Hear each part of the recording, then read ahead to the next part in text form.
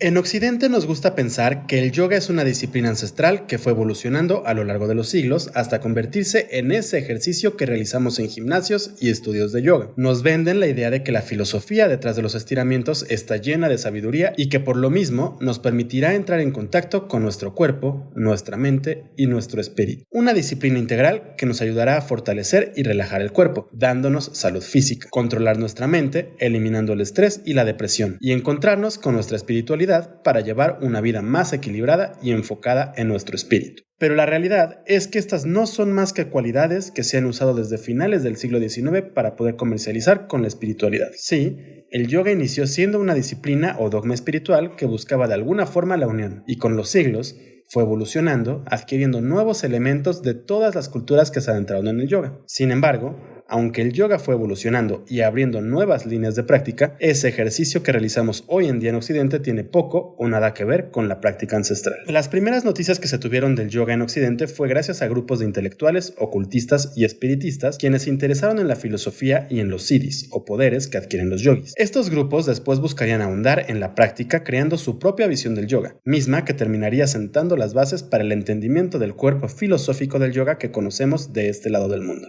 El siguiente paso para la creación de la filosofía occidental del yoga se dio con los viajes de los grandes gurús a Estados Unidos, y desde ahí otros grupos sociales y musicales se encargaron de llevar el yoga a boca de todos. Acompáñame a recorrer la historia y la popularización del yoga en Occidente.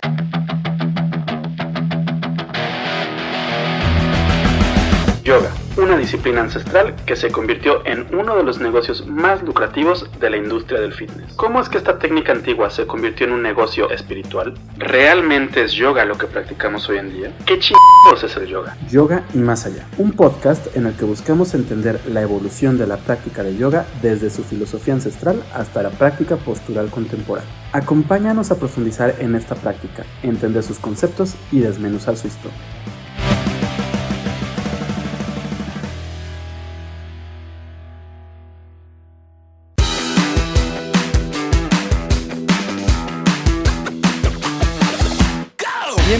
Bienvenido a Yoga y Más Allá, un podcast de Yoga Nidra MX en el que buscamos desmenuzar la práctica del yoga contemporáneo para aprender, comprender y criticar la manera en la que entendemos esta disciplina. Yo soy Rodrigo Delgado y durante los próximos minutos te acompañaré a realizar un viaje a través del tiempo y del espacio para entender cómo es que llegó y mutó el yoga a Occidente. En el episodio pasado empezamos este recorrido hablando sobre el intercambio entre musulmanes y yogis, las primeras traducciones de los Upanishads y el aporte de Schopenhauer. También hablamos del nacimiento del espiritismo y de los teosófos, un grupo de ocultistas que buscaba alcanzar la verdad absoluta. Este grupo influenció de forma directa la manera en la que entendemos gran parte de la filosofía yogi. El día de hoy terminaremos de contar esta historia hablando sobre el surgimiento del nuevo pensamiento, un movimiento que terminaría convirtiéndose en lo que hoy llamamos New Age. También retomaremos el viaje de Vivekananda al Parlamento Mundial de las Religiones y mencionaremos brevemente su incursión en Green Acres, algo así como el primer retiro de yoga en el mundo. Hablaremos de Yogi Ramacharaka y su aportación en la filosofía del yoga, así como la manera en la que el yoga llegó a Hollywood y a Woodstock, popularizándose en todo el mundo. Habiendo dicho esto, creo que es momento de empezar con este episodio. El surgimiento de la ciencia mental y el nuevo pensamiento. El problema está en la mente, porque el cuerpo es solo la casa para que la mente habite. Por lo tanto, si tu mente ha sido engañada por algún enemigo invisible en una creencia, le has dado la forma de una enfermedad, con o sin tu consentimiento. Por mi verdad, entro en contacto con tu enemigo y te devuelvo la salud y la felicidad. Esto lo hago en parte mentalmente y en parte hablando, hasta que logro corregir la impresión equivocada y establezco la verdad. Y la verdad es la cura. Esta afirmación la escribió Phineas Kimby en el texto Cristo o Ciencia, y es el parteaguas para la doctrina que después llamarían Nuevo Pensamiento. Phineas Kimby nació en 1802 en Estados Unidos, y durante toda su juventud sufrió de tuberculosis, enfermedad que lo debilitó fuertemente. Después de que el médico no pudiera hacer nada para ayudarlo, Kimby se dedicó a experimentar por su cuenta en busca de una cura. Se adentró así en las ideas de la ciencia mental de Warren Felt Evans, lo que lo llevó a experimentar con el poder de la mente, llevándolo a evolucionar esta ciencia en lo que hoy llamamos el nuevo pensamiento. Descubrió que cuando se emocionaba fuertemente, su cuerpo dejaba de sentir el malestar del día a día, por lo que se interesó en los efectos de la mente sobre el cuerpo, descubriendo que una mente sana podría eliminar cualquier enfermedad. En ese entonces ya existían diferentes corrientes de pensamiento medicinal alternativo, como la homeopatía o el mesmerismo. Esta última pudo haber influenciado a la idea del magnetismo para curar de los espíritas. La idea de Quimby tenía cierto sentido, por lo menos en el contexto en el que se encontraban, lo que llamó la atención de un gran número de personas a lo largo y ancho del país. Un sinfín de personas acudieron a las consultas del curandero Quimby, asegurando que su técnica les había ayudado a sanar. Por lo mismo, Quimby empezó a tener estudiantes bajo su mando. Curiosamente, una gran mayoría eran mujeres. Phineas Quimby desarrolló una doctrina basándose en la mente y el magnetismo, convirtiéndose en una especie de espiritualidad occidental cuyos principios eran: la inteligencia infinita o Dios es omnipotente y omnipresente. El espíritu es la máxima realidad. La verdadera identidad humana es divina. El pensamiento sintonizado divinamente es una fuerza positiva para el bien. Todas las enfermedades se originan en la mente. El pensamiento correcto tiene efectos curativos. ¿Te suena conocido? La llegada de Yogi Ramacharaka. Mientras que el nuevo pensamiento de Quimby conquistaba Estados Unidos, William Walker Atkinson buscaba conquistar el mundo laboral. Fue un exitoso abogado que logró ganarse el respeto de toda la comunidad de Pensilvania gracias a su maestría en la abogacía. El éxito había llegado a la vida de Atkinson, pero a cambio tuvo que trabajar muy arduamente, llevándolo a acumular un fuerte estrés. Y el exceso de estrés lo llevó al colapso físico y mental, obligándolo a abandonar su trabajo y conduciéndolo rápidamente al desastre financiero. Desesperado, empezó a buscar una cura para el malestar que la aquejaba, y la encontró poco después en el nuevo pensamiento y en la ciencia mental. Según el propio abogado, aplicar los principios de este movimiento espiritual restauró su salud, su vigor mental y su prosperidad económica. Poco tiempo después, Atkinson empezó a escribir diferentes artículos en los que discutía las verdades que descubrió gracias a este nuevo movimiento espiritual. Para la década de 1890, Chicago se había convertido en la capital del nuevo pensamiento, gracias al trabajo de Emma Curtis Hopkins, por lo que Atkinson decidió mudarse a aquella ciudad. Una vez ahí, se adentró más en la doctrina, llevándole a convertirse en uno de los principales voceros del movimiento a través de su nueva carrera, como autor y editor de libros espirituales. Durante su carrera, fue autor de importantes revistas de la época, como Suggestion, New Thought, Advanced Thought y New Thought Journal, entre otras. Como era de esperarse, Atkinson terminó interesándose también en el hinduismo y en especial en el yoga. Según cuenta el mismo Atkinson, conoció a Baba Bharata mientras se encontraba en la Exposición Mundial Colombina de 1893, la misma exposición que permitió que se realizara el Parlamento Mundial de las Religiones. Baba Bharata fue alumno del difunto místico indio Yogi Ramacharaka, un importante maestro espiritual de la India. Supuestamente, Bharata había leído algunos de los libros de Atkinson y notó que compartían ideas similares, por lo que terminaron convirtiéndose en una especie de socios intelectuales y espirituales, coescribiendo diferentes libros y textos a lo largo de su vida, mismos que terminaron firmando con el nombre de su maestro Yogi Ramacharaka. Uno de los libros más importantes firmados por Yogi Ramacharaka fue 14 lecciones de yoga y ocultismo oriental, una recopilación de textos pensados como clases mensuales a distancia en los que supuestamente explican diferentes conceptos del yoga y los hinduismos, aunque en realidad una gran mayoría de las lecciones están basadas en las ideas del nuevo pensamiento y no en el yoga. Para este punto, es muy importante mencionar que no existe ningún registro de la existencia de Yogi Ramacharaka en la India, ni de la inmigración de Baba Bharata a los Estados Unidos, por lo que la historia de Atkinson es muy cuestionada hoy en día. La afirmación de Atkinson de tener un coautor indio en realidad no era inusual entre los escritores del nuevo pensamiento en su época. Como dejó claro Carl T. Jackson en su artículo de 1975, The New Thought Movement and the 19th Century Discovery of Oriental Philosophy, Atkinson no fue el único que adoptó un orientalismo vagamente exótico como tema recurrente en sus escritos, ni tampoco que atribuyó a los hindús, budistas o sikhs que poseen conocimientos especiales y técnicas secretas de clarividencia, desarrollo espiritual, energía sexual, salud y longevidad. Atkinson había creado un negocio editorial que lo llevaría nuevamente al éxito material, y sus enseñanzas de yoga basadas en las interpretaciones del nuevo pensamiento se expandieron por todos los rincones del mundo. Vivekananda y el Parlamento Mundial de las Religiones. Como lo mencioné hace un momento, en 1893 se realizó la Exposición Mundial Colombina, también conocida como la Feria Mundial, en la ciudad de Chicago. Esta feria buscaba celebrar los 400 años de la llegada de Cristóbal Colón a América, recopilando una muestra universal en la que 51 países participaron, mostrando lo mejor de sus culturas. Como dato curioso, esta expo fue iluminada por la empresa de George Westinghouse Jr. usando la tecnología de Nikola Tesla, por lo que el inventor fue uno de los invitados VIP, lo que después lo llevaría a convertirse en un íntimo amigo de Vivekananda. Durante la exposición también se buscó crear un espacio de diálogo religioso a través del Parlamento Mundial de las Religiones. En palabras de Charles Booney, la finalidad de este evento era la de unir a todas las religiones en contra de toda irreligión y presentar al mundo la unidad sustancial de muchas religiones en las buenas acciones de la vida religiosa. Para poder cumplir con su objetivo, durante los 16 días que duró el evento presidido por el reverendo J.H. Barrows, se reunieron alrededor de 6,000 líderes, académicos, teólogos y representantes de casi todas las religiones reconocidas a nivel mundial. Sin embargo, aunque sí hubo líderes de un gran número de religiones, los ponentes fueron predominantemente cristianos,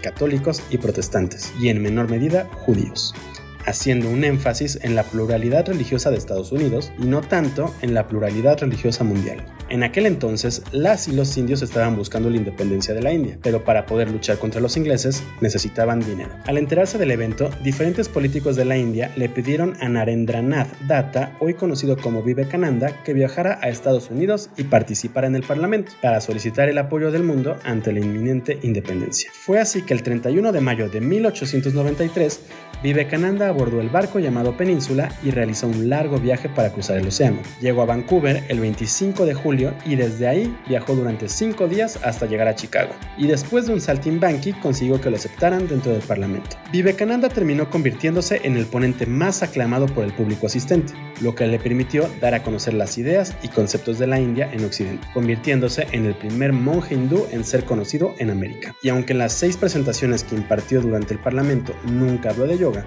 el Swami terminó de sembrar la semilla del yoga en Occidente. ¿Cómo hizo eso? Al ser un exponente real de la filosofía de la India, en un momento en el que el ocultismo había popularizado la práctica del yoga, un gran número de personas se interesó en las enseñanzas del Swami, llevándolas a acercarse al monje para solicitarle que les explicara y ahondara en la práctica del yoga. Green Acre, el primer retiro de yoga. Entre todas las personas que se acercaron a Vivekananda, probablemente la más importante fue Sarah Chapman Bull, la discípula americana del Swami, hija de un matrimonio acaudalado y políticamente poderoso y esposa de un famoso violinista llamado Ole. Al encontrarse en el ámbito musical, el matrimonio de Sarah y Ole terminó convirtiendo su hogar en un recinto de actividades intelectuales. Y tras la muerte de Ole, Sarah terminó inclinándose por la filosofía de la India, volviéndose una lectora habitual del Bhagavad Gita y convirtiéndose en una persona profundamente espiritual. Acudió al Parlamento Mundial de las Religiones y tuvo la oportunidad de acercarse a Vivekananda después de sus presentaciones. A raíz de esto, entabló una profunda amistad con el monje hindú. Buscando compartir los conocimientos de su amigo, Sarah Chapman Bull tuvo la idea de organizar una serie de conferencias en la que el Swami y otros líderes religiosos pudieran hablar libremente de hinduismo y orientalismos y compartir su práctica de yoga. Se asoció con Sarah Farmer, una mujer que había crecido en una familia que seguía al trascendentalismo y quien era dueña del hotel Green Acres. Al final, gracias a la contribución de Farmer, el evento terminó convirtiéndose en una especie de campamento de verano espiritual, en el que Vivekananda y otros líderes espirituales orientales pudieron compartir las prácticas espirituales de sus países durante 8 semanas. Fue aquí donde Vivekananda impartió las primeras clases de yoga formales en Estados Unidos. Pero el yoga impartido por el gurú no era el yoga como lo conocemos hoy en día. De hecho, gracias a las rebeliones de fakires y sannyasis, Vivekananda, al igual que la mayoría de personas educadas de la India, se encontraban completamente en contra del Hatha Yoga y por lo mismo únicamente se dedicó a compartir clases de Raja Yoga Patanjálico, sentando las bases para que los Yoga Sutras se popularizaran en Occidente y más adelante en la India, razón por la cual hoy pensamos que solo existe un camino de 8 ramas para alcanzar el estado de unión. Las conferencias de Green Acres llamaron la atención de un gran número de intelectuales y trascendentalistas, que acudieron de todos los rincones del país para aprender yoga y filosofía oriental. Obviamente, esto llamó la atención de los pobladores de Eliot, quienes no vieron con muy buenos ojos las extrañas prácticas que realizaban los visitantes en los bosques. Aún así, no hubo ningún enfrentamiento entre pobladores y buscadores espirituales, permitiendo que se realizara el primer retiro de yoga en la historia de la humanidad. Yo lo sé, Quizá no podríamos decir que el evento de las 2 Saras fuera un retiro de yoga como tal, pero vamos. Un montón de gente que se retira al bosque por unos días para practicar yoga y profundizar su conocimiento espiritual, a mí me suena a retiro de yoga. Los maestros y gurús de Hollywood. Mientras que Vivekananda se dedicaba a predicar la palabra del Raja Yoga en Occidente, Krishnamacharya y otros maestros empezaron a desarrollar el yoga postural del que deriva el Hatha Yoga que practicamos hoy en día. En otros capítulos ahondaremos en la historia de la práctica postural, explicando su relación con la YMCA, la lucha libre, la gimnasia sueca y la independencia de la India. Pero por el momento, solo mencionaremos que gracias a las exhibiciones que realizaba la escuela de Krishnamacharya a lo largo y ancho del subcontinente, un gran número de periodistas y europeos terminaron interesándose en las prácticas de contorsión y en la fuerza de los yogis posturales. De pronto, los periódicos y revistas europeas y estadounidenses empezaron a llenarse de fotografías con las hazañas de los yogis. Por otro lado, Pierre Bernard, de quien hablaremos en otros capítulos por haber popularizado la idea del Tantra y protagonizado el primer escándalo sexual del yoga, demostró el control mental al que te puede conducir el Hatha Yoga ancestral, como el que se describe en el Hatha Yoga Pradipika o el Shiva Samhita, realizando el Kali Mudra. Y no me refiero a los mudras o sellos energéticos que realizamos con las manos implicando una intención durante la práctica de yoga o de meditación, sino al hecho de poder reducir la respiración y las pulsaciones a un grado tan bajo que son simplemente indetectables, entrando en una especie de trance mortal muy similar al de la catalepsia, esa enfermedad que ayudó a que naciera el mito de los vampiros. Vivekananda se había esforzado por desprestigiar el Hatha Yoga, aunque algunas de las técnicas que enseñó provenían de esta disciplina, pero al final el mundo terminó volteando su mirada al Hatha Yoga. En 1923, Swami Prabhavananda llegó a Estados Unidos para trabajar en la Vedanta Society de San Francisco, organización fundada por el mismísimo Vivekananda. Poco tiempo después fundó la Sociedad Vedanta de Portland y para 1929 establece la Vedanta Society del sur de California en Los Ángeles, lo que le permitió fundar diferentes monasterios en Hollywood, Trabuco Canyon y Santa Bárbara. Su manera de entender el yoga y la Vedanta atrajo a un gran número de artistas e intelectuales de la época, entre los que se destaca el mismísimo Aldous Huxley, escritor de la novela distópica Un Mundo Feliz. Mientras que Prabhavananda daba sus primeros pasos en América, Indra Devi, descendiente de la nobleza rusa que terminó huyendo del país junto con su madre tras la explosión de la Revolución Rusa y quien terminó viviendo en la India actuando en películas bollywoodenses, empezaba a estudiar yoga postural bajo la tutela de Krishnamacharya, el padre del yoga postural. Al principio, Krishnamacharya no quería enseñarle yoga a Indra Devi, por ser mujer y en especial por ser extranjera. Cabe destacar que Krishnamacharya estaba completamente en contra de la apropiación extranjera de las costumbres hinduistas, hecho que se puede constatar en el prólogo de Yoga Makaranda, la guía de yoga postural escrita por el mismo maestro. Krishnamacharya dijo: si nos dormimos, puede que llegue el día en el que los extranjeros también se conviertan en nuestros maestros para la práctica de yoga. Seguramente el maestro se debe estar revolcando en su tumba, porque es algo que efectivamente terminó pasando. Pero ese no es el tema. Regresemos a Indra Devi. Cuando la mujer terminó su entrenamiento, instaló la primera escuela de yoga en China y unos años después llegó a Los Ángeles, donde gracias a la ayuda de Aldous Huxley, Krishnamurti, Paul Braggs y otros allegados a la Sociedad Vedanta, pudo abrir un estudio de yoga postural en Sunset Boulevard en 1948. Un estudio en el que Devi impartía clases meramente posturales, retirando cualquier atisbo religioso o espiritual, para que sus clientes y clientas no se sintieran intimidadas por traicionar su fe. Mientras que el yoga postural en la India buscaba fortalecer a los hombres para poder iniciar con la independencia, en Estados Unidos, el mundo del fitness vio los ejercicios de estiramiento como una técnica que le permitirían a las mujeres mantenerse en forma sin mucho esfuerzo. Fue así que un gran número de actrices como Jennifer Jones, Greta Garbo y Gloria Swanson terminaron acudiendo a las clases de Devi, convirtiendo a la primera maestra de yoga en la historia en toda una celebridad. Cabe señalar que el mismo año en el que Devi abrió su estudio, surgieron algunas fotografías de Marilyn Monroe realizando diferentes posturas de yoga: Navasana, Salambasarvangasana, Paschimottanasana, Dhanurasana, Padmasana y Sirsasana, entre otros. La explosión del yoga postural había empezado y ya no había quien pudiera pararla. El surgimiento de la nueva era. Pasaron los años y los astrólogos derivados de las escuelas del Nuevo Pensamiento y del Teosofismo lograron predecir la entrada de la era de Acuario, una era que llegó para cambiar la humanidad, erguir y destruir civilizaciones y cambiar las perspectivas culturales y espirituales del mundo. No quiero ahondar mucho en esto, especialmente porque hay un gran número de astrólogos y astrólogas que aseguran que aún no llegamos a la era de Acuario, y también hay quienes dicen que llegó hace muchísimo tiempo. Pero da igual.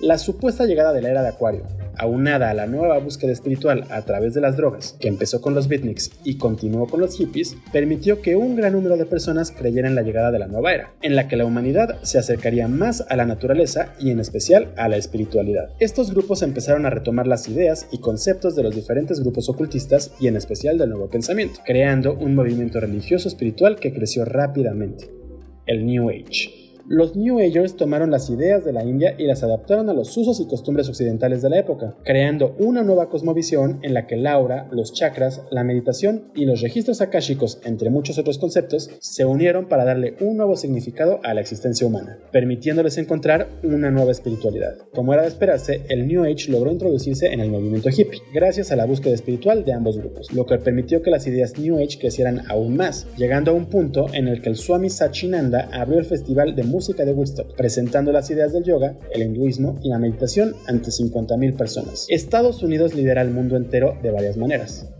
Hace muy poco, cuando estaba en Oriente, el nieto de Mahatma Gandhi me conoció y me preguntó qué estaba pasando en Estados Unidos. Y le dije, Estados Unidos se está convirtiendo en un todo. Estados Unidos está ayudando a todos en el campo material, pero ha llegado el momento en el que Estados Unidos ayuda al mundo entero también con la espiritualidad. Y es por eso que a lo largo y ancho vemos personas, miles de personas con mentalidad de yoga, con mentalidad espiritual. Todo el mes pasado estuve en Hawái y estuve en la costa oeste y lo presencié de nuevo.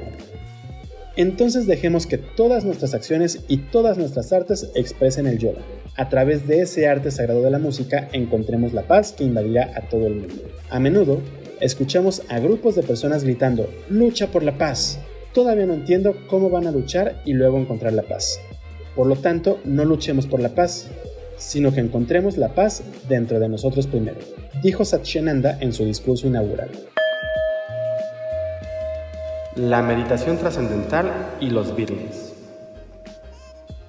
En 1960, aprovechando el boom de los gurús, Maharishi Mahesh Yogi llegó a los Estados Unidos para enseñar una técnica de yoga y meditación a la que llamó ciencia de la inteligencia creativa. Este modelo lo llevó a ganar mucha popularidad, permitiéndole fundar el movimiento para la regeneración espiritual, mismo que se terminaría convirtiendo en la meditación trascendental. Además de ser un movimiento internacional, la meditación trascendental es una técnica que consiste en la repetición de un mismo mantra sagrado durante 20 minutos, permitiéndonos entrar en un estado profundo de meditación de una manera fácil y sencilla. Su objetivo es el de trascender los pensamientos, recorrer el interior de cada uno más allá de las ideas que forman la mente, para alcanzar un estado mental libre de cualquier proceso de pensamiento, alcanzando un estado de completa relajación. Ahora hablemos brevemente sobre los Beatles, uno de los grupos más importantes en la historia de la música.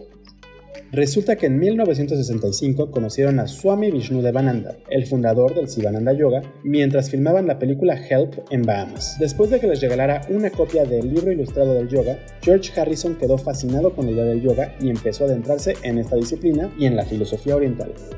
Al año siguiente, Harrison ya había adoptado el vegetarianismo y viajó a la India para aprender a tocar el sitar con el maestro Ravi Shankar. En aquel entonces, Pattie Boyd, esposa del músico, escuchó hablar sobre el Maharishi Mahesh Yogi y después de adentrarse en sus ideas, decidieron comprar entradas para que los Beatles pudieran ver al gurú en una presentación que daría en Londres. Todos quedaron tan impresionados con la meditación trascendental que decidieron viajar hasta la ciudad de Rishikesh, donde se encontraba el retiro religioso del Maharishi, lugar en el que también se encontraban personajes como Mia Farrow y Mike Love de los Beach Boys. Durante el retiro, John Lennon y Paul McCartney compusieron varias de las canciones del White Album, inspirados en las enseñanzas del ocultismo de la India. Desde antes de realizar su viaje a la India, los Beatles ayudaron a que la fama del Maharishi se elevara por los cielos, permitiendo que las ideas del yoga y la meditación llegaran a todo el mundo occidental. Pero después de 2 meses de permanecer en Rishikesh, John y George empezaron a decepcionarse de su gurú. Empezaron a sentir que todo lo que predicaba su maestro de yoga y meditación, bajo el ideal del Raja Yoga, no eran más que promesas falsas. Además,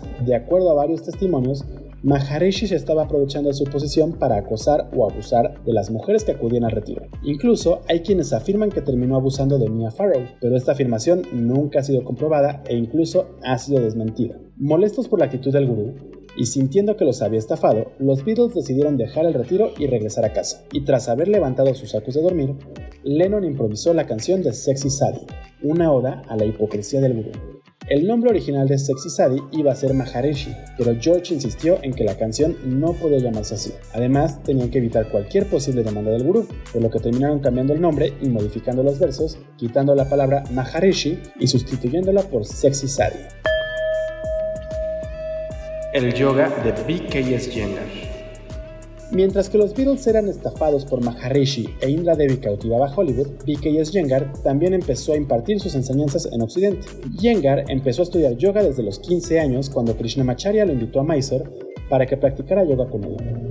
Con la práctica constante, disciplinada y exigente, Iyengar dejó todos sus problemas de salud y consiguió un cuerpo sano, fuerte y vigoroso. Y cuando estuvo listo, su maestro le pidió que fuera a la ciudad de Pune para compartir las enseñanzas del yoga postural. Fue así que Iyengar empezó a dar clases, replicando el modelo estricto y agresivo del padre de yoga postural, adquiriendo fama en todo el subcontinente. Mientras que todos los gurús viajaban a Estados Unidos para adquirir fama y fortuna, Iyengar llevó sus enseñanzas al occidente a través de Suiza.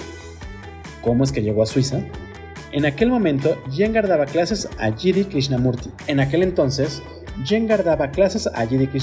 Uno de los filósofos y escritores más importantes de la India, y quien había sido elegido para ser el maestro mundial de la sociedad teosófica. Un día, Krishnamurti invitó a Iyengar a Bombay para que pudiera conocer al violinista suizo Yehudi Menuhin, pues éste se encontraba muy interesado en el yoga. Gracias a los consejos que el maestro le dio al violinista, surgió una gran amistad, pues Menuhin logró superar su estrés en solo unos días. Y en 1954, el músico invitó a Iyengar a Suiza para que diera algunas pláticas y clases de yoga. A raíz de este viaje, Iyengar conoció a algunas de las personas más importantes e influyentes de Europa, lo que le abrió las puertas para ganarse la vida dictando conferencias y escribiendo libros con su visión simplificada del yoga. Fue así que el maestro decidió que debía alejarse de su enseñanza estricta y agresiva para crear el Iyengar Yoga, un estilo mucho más amable que considera las limitaciones de quienes lo practican. En aquel entonces, un sinfín de gurús aprovecharon el tren del yoga y el ocultismo para propagar su visión de la filosofía y del yoga. Algunos de ellos lo hicieron de una manera honesta y desinteresada, pero la gran mayoría lo hicieron con la finalidad de ganar fama y fortuna. Entre estos últimos destacan dos nombres que deberían ser fuertemente cuestionados y criticados por lo que hicieron: Osho y Bikram Choudhury. El primero logró fundar una secta en Estados Unidos, misma que le dio tanta fortuna que terminó coleccionando automóviles Rolls-Royce y cuya sed de poder lo llevó a organizar un ataque bioterrorista. Y el segundo engañó al mundo para poder vender un nuevo estilo de yoga postural, el Bikram Yoga, estilo que lo llevó a crear un modelo de negocios millonario, mismo que pirateaba al yoga para beneficio de un privado, y también fue un depredador sexual que hoy en día se encuentra prófugo de la ley estadounidense, aparentemente viviendo en México. En este momento no ahondaré mucho en la historia de estos dos sujetos y en las de los demás falsos gurús que conquistaron el mundo, porque necesitaríamos dedicarle muchos episodios completos a esto. Por lo pronto, puedes ver los documentales Wild Wild Country y Bikram Yogi, Gurú Depredador. Ambos se encuentran disponibles en Netflix. Estas historias son solo algunas de las tantas que conforman la historia del yoga occidental. Aún nos falta hablar de otros personajes como Mircea Eliade, Paul Deussen, Julius Evola o Carl Jung, que desde la academia, la filosofía y la psicología buscaron desmenuzar el yoga. O personajes como Arthur Avalon, Aleister Crowley o incluso Anton Szandor Lavey, fundador de la Iglesia de Satán, entre muchos otros. En fin, esta historia es tan compleja e interesante que podríamos tomarnos miles y miles de horas desmenuzándola. Por lo pronto, espero que esta pequeña aproximación al desarrollo del yoga postural te sirva para entender cómo es que se creó la filosofía New Age que tenemos hoy en día en el yoga. Sé que es posible que haya olvidado algún hecho o algún personaje, pero busqué sintetizar lo más posible para no aburrirte. En los próximos capítulos hablaremos más a fondo sobre la verdadera filosofía del yoga a manera de introducción. Y después de hablar sobre la creación del yoga postural, una historia realmente interesante, hablaremos sobre los conceptos espirituales del yoga contemporáneo y también platicaremos sobre otros temas como la apropiación cultural y el racismo en el yoga. Así que espero que sigas escuchando este programa y continúes acompañándome en esta travesía a través del yoga.